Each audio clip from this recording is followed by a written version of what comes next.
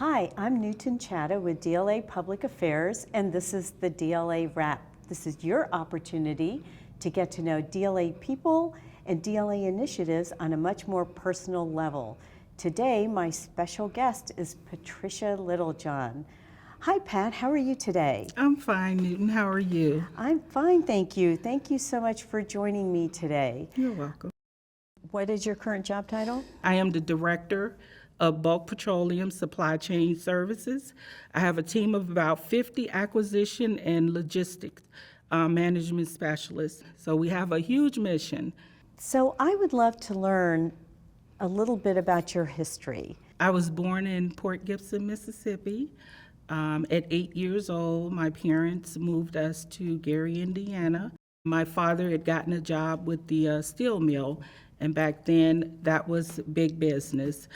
I have 5 siblings. There are 3 girls and 3 boys in my family. So I went into the military at 17, into the Army.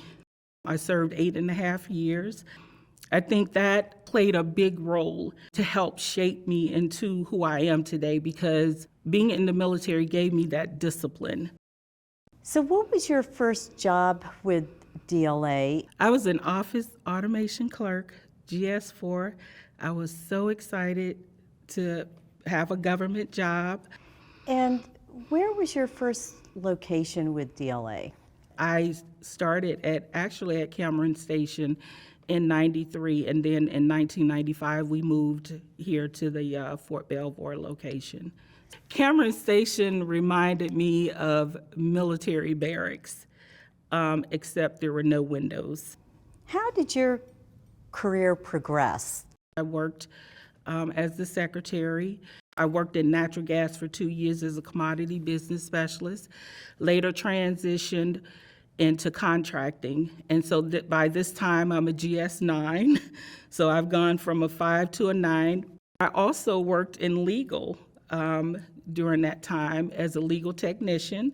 And so when I went into contracting, that's where I began to get the bulk of my experience working on the service side of contracting. When the opportunity presented itself for me to become a deputy, I was not sure. And it was because I knew someone else, one of the other division chiefs. He had more experience, and actually he was the one that had helped me throughout my career. So my director said that if neither one of us would do it, then they would have to bring someone from the outside. So we looked at each other, and he said, "I'll support you." And so I did it.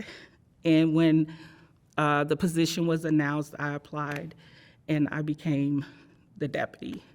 So what position are you in right now, and what grade are you, and how did you end up here? I ended up meeting someone who shared a few things with me about moving up the ladder. Sometimes it's not always so much about, how much you know. It's you have to have allies. And so I put my application in, and luckily I was selected to go to the Director Strategic Initiative Group. And being in the meetings with the director and the vice director, just hearing the conversations, the decisions. And so that was very beneficial. It did help me move to the next level, because the position for the GS-15 became available, and I applied and I was selected. You've done very well at DLA, and it's Women's History Month.